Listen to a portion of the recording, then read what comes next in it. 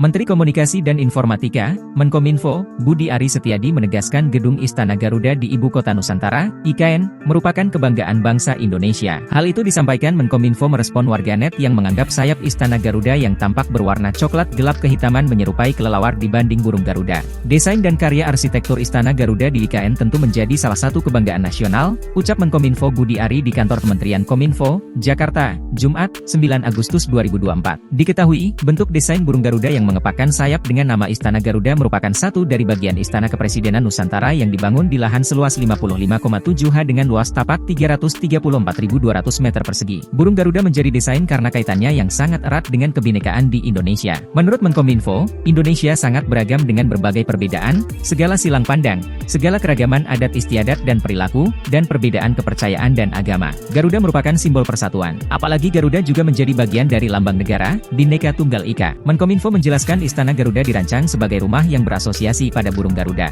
Istana Garuda bukan hanya menjadi landmark sebuah kawasan, melainkan juga perpaduan yang selaras antara seni, sains, dan teknologi karya anak bangsa. Istana Kepresidenan yang ada selama ini merupakan peninggalan pemerintah kolonial. Sementara itu, kompleks Istana Kepresidenan di IKN murni dirancang dan dibangun oleh anak bangsa. Desain Istana Garuda diwujudkan dalam pola arsitektur yang mempertimbangkan unsur estetika, kegunaan, serta manfaat bagi kemajuan sektor pariwisata Indonesia. Istana Garuda merupakan istana presiden pertama di dunia yang dibangun sebagai sebuah karya seni. Bahkan, Istana Garuda dibangun dengan teknologi pembuatan patung yang telah dipatenkan. Sosok burung yang berasosiasi pada Garuda dalam Istana Garuda dibangun dari kerangka baja, serta cangkang dari tembaga, kuningan, gallium dan kaca. Tembaga dan kuningan selanjutnya akan mengalami proses oksidasi, sehingga perlahan-lahan akan berwarna hijau toska yang matang.